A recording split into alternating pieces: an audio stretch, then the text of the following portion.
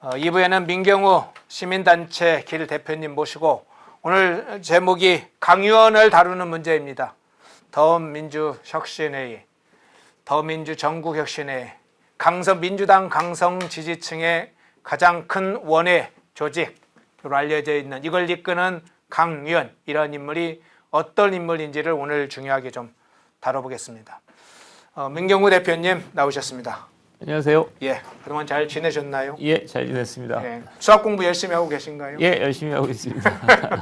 새로운 수학법을 개발하고 있는 우리 예, 민경우 대표님. 수학법을 개발한 셈이고요. 예. 제가 이제 3년 정도 사회단체 활동하면서 예. 약간 외도한 거고 예. 올해 가을에 책이 나옵니다. 아, 그렇습니까? 예. 이름이 뭡니까? 민경우 수학법입니까? 아니면 어떤 겁니까? 근데 제목은 출판사에서 알아서 하는 거라서 예. 제 권한이 아닙니다. 새로운 수학법이 나온다고 그럽니다. 좀 기대가 되는데 뭐가 다른지 새로운 수학법. 예. 오늘은 크게 두 가지 문제를 다뤄보겠습니다. 개헌 문제하고 앞서 얘기했던 것처럼 강성 지지층 개딸의 리더로 역할하고 있는 강유원이라는 인물이 어떤 인물인지를 다뤄보겠습니다. 먼저 개헌 문제를 한번 특집 형식으로 좀 잠깐 다뤄보죠. 개헌 관련된 문제. 먼저 개헌에 최근에 이제 여러 정치인들이 발언을 했지 않습니까? 그리고 언론 보도도 있었는데 그 관련된 발언 좀 소개부터 좀 해주시겠어요? 지금 워낙 중요한 발언들이 계속 이어지고 있기 때문에 일단 소개를 충실히 해야 될 것 같습니다. 네. 나경원 당선인 이게 표현이 그런데요. 네. 그 나경원 당선인이니까 오늘부터 이제 의원이네요. 의원 네. 의원 당선인이죠. 네. 그래서 토론회에서 토론회가 있었고 두 번에 걸쳐서 발언을 했는데 앞서 나경원 당선인은 전날이니까 5월 26일이겠죠. 네. 4년 중임제를 논의하면서 대통령 임기 단축 얘기도 하는 걸로 알고 있다. 대통령의 결단이 필요한 부분이라 먼저 얘기하기 조심스럽지만 개헌을 논의할 땐 모든 것을 열어놓고 논의해야 한다. 충격적인 발언이죠. 네. 그러니까 4년 중임제를 논의하되 대통령 임기 단축도 논의할 수 있다. 이렇게 발언을 한 거고요. 예. 그러니까 이제 추경호 원내대표가 이제 이 발언을 두고 현직 대통령의 임기 단축은 절대 동의할 수 없다라고 선을 그으니까 그 다음 날 5월 27일 날 야당 사역이 아닌 국가 혁신을 위한 권력 구조 개헌 논의해야 되고 탄핵 야욕을 개헌으로 포장한 야주장은 단호히 거부한다. 말이 좀 바뀐 거죠. 예, 말을 좀 수정했죠. 예, 말을 이제 당내 반발이 있으니까 수정한 거고요. 그러니까 나경원 당선인의 주목할 만한 발언이고 하나 더 넘겨주시죠. 예. 그 우원식 의원 발언은 좀 시간이 좀 된 건데 네. 5월 20일 연합뉴스와의 인터뷰에서 현행 헌법이 37년간 지속되면서 헌법과 국민 사이에 괴리가 발생했다.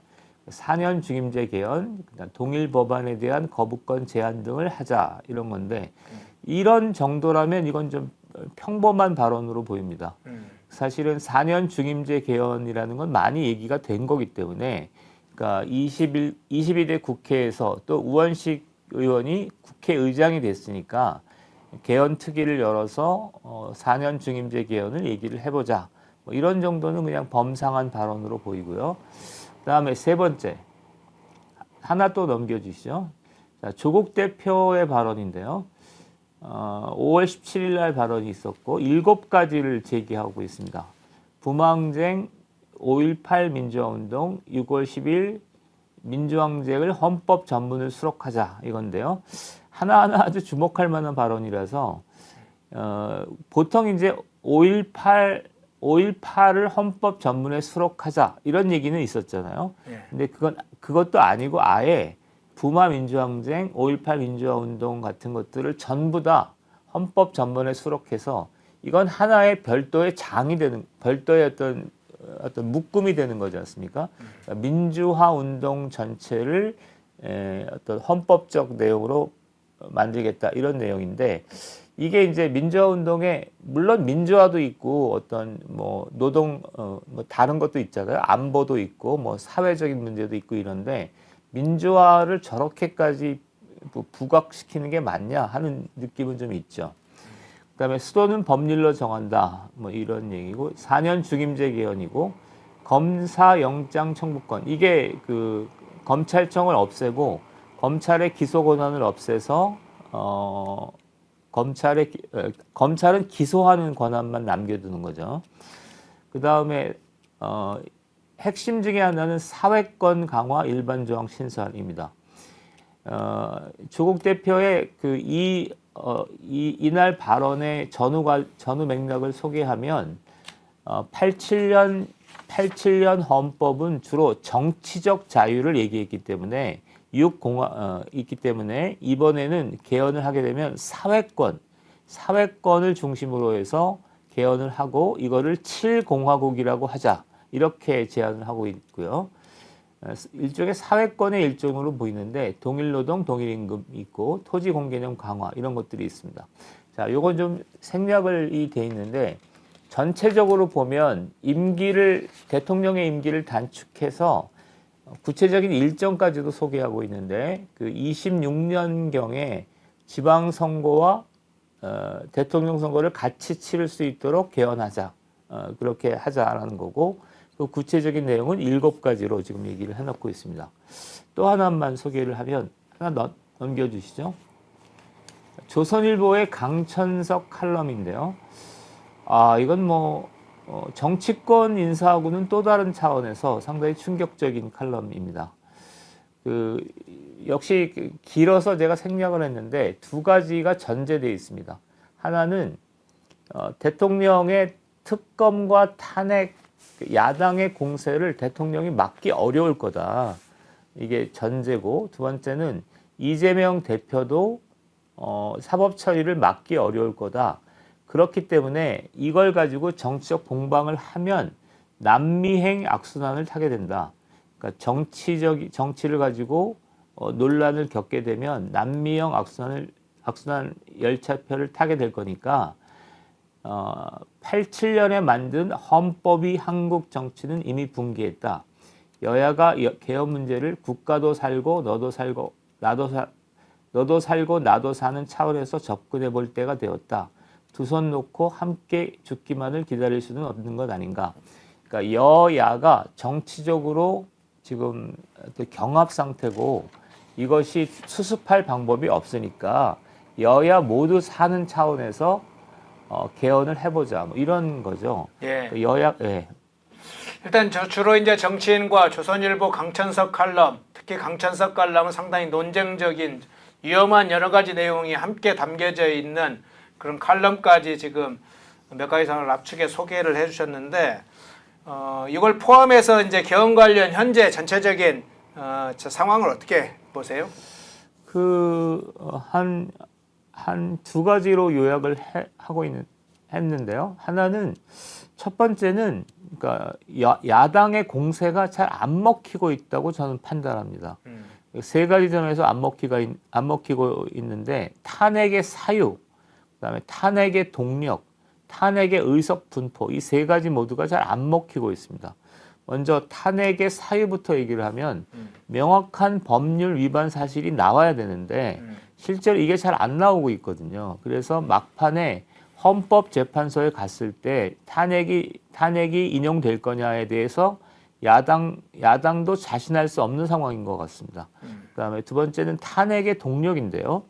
5월 28일 날 집회가 있었는데 5월 28일 날 특검 재의결 투표를 앞두고 5월 25일 날 집회가 있었는데 그 집회 규모가 생각보다 크지 않았습니다. 그리고 제가 이제 그 주변에 좀 있었는데 어떤 투쟁의 규모와 양상이 저게 탄핵까지 갈 정도일까라는 것을 의심할 정도로 생각보다 기세가 이렇게 높지 않았습니다. 그러니까 이 탄핵으로 가려면 상당한 규모, 압도적인 다수 대중의 지지와 참여가 있어야 되는데 그거를 자신할 수 없는 상황인 거죠. 네. 그 다음에 세 번째는 탄핵의 의석 분포인데 5월 25일 날 이제 특검 투표 과정을 보면 지금 야당의 22대 국회의 경우 108석이잖아요. 예. 108석이 흔들어야 되는데 야당의 이탈표가 만만치 않기 때문에 지금 현재로 보면 탄핵이 쉽지 않겠다라고 야당도 판단하는 것 같습니다. 그렇기 때문에 기본 동력이 개헌이라고 하는 주장의 기본 동력은 탄핵이 쉽지 않겠기 때문에 대통령을 흔들어서 대통령과 여당을 흔들어서 개헌을 통한 사실상의 탄핵을 추진하자. 이게 기본 동력인데 이게 쉽지 않은 국면으로 가고 있는 거죠. 탄핵을 하는 방식으로는 사법적 절차에 대해서는 탄핵 사유와 그게 법리적으로 확실한 직권남용을 포함해서 이런 것들이 법적으로 헌재까지 최종 판결을 받아야 되는데 그것까지는 어려우니까 싸움을 계속 걸어서 전국을 위험한 상황에 만들어서 그래 탄핵에 관해서는 우리가 목표를 달성할 수 없으니까 임기 단축을 해서 그간의 거기까지는 임기를 보장하는 방식으로 하되 임기를 단축해서 조기에 대통령 자리에 내려와라 그런 개헌을 하자 이런 식으로 정치적 공방을 한다는 게 지금 기본적인 현재 상황으로 보시는 거죠. 그렇습니다. 그러면 향후에 지금 개헌 관련해서 향후에 예측되는 정세는 좀 어떻습니까? 아까 그거 다시 한번 띄워주세요. 마지막에 띄운 거. 두 가지로 다시 정리를 해봤는데 제가 볼 때 지금 탄핵 개헌이나 탄핵의 어떤 키는 누가 쥐고 있는 걸로 보냐면 대통령이 쥐고 있는 걸로 보입니다. 대통령께서 가령 함성득 비선 논란이나 이런 것처럼 총선 이후에 어떤 태도를 취하고 있느냐가 약간 모호한 측면이 있거든요. 그래서 대통령이 이건 정치적 문제도 아니고 개헌 정도의 사안이기 때문에 대통령이 단호한 태도를 보인다면 이거는 사그라들 문제처럼 보입니다. 그런데 그렇죠. 그다음에 그래서 일단 나경원 의원의 경우에도 일단 발언을 했다가 내부에서 추경호 원내대표, 권성동 의원 같은 분들이 문제를 제기하니까 바로 철회를 했거든요. 따라서 여당의 입장 정리만 되면 일단은 그러니까 내년 이런 상황은 잘 모르겠고 일단 현재 상황에서는 소강 상태로 갈 수밖에 없겠다 이렇게 봅니다. 그리고 지금 얘기했던 것처럼 그러면 이제 여당의 입장에서는 이재명 대표의 사법 처리 이런 문제도 있기 때문에 다시 특검 거부권 카드를 연쇄적이고 파상적으로 제기하면서 국민적 피로감을 극대화시켜서 탄핵과 개헌으로 가는 새로운 동력을 확보하려고 할 거라고 봅니다.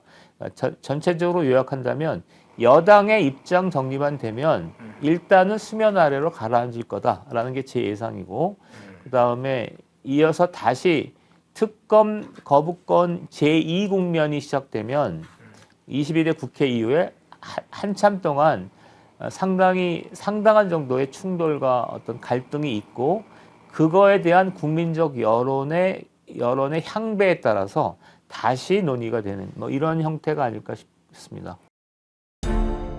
모두가 숨죽이고 침묵하던 시절 펜앤마이크는 앞장서 자유와 민주를 외쳤습니다. 자유파 정권 탄생을 위해 싸웠습니다.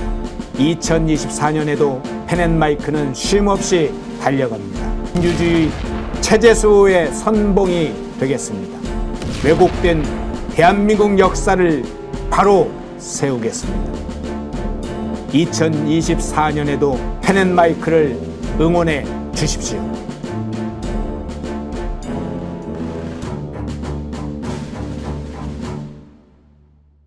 인터넷 검색창에 펜앤마켓을 검색해 주세요.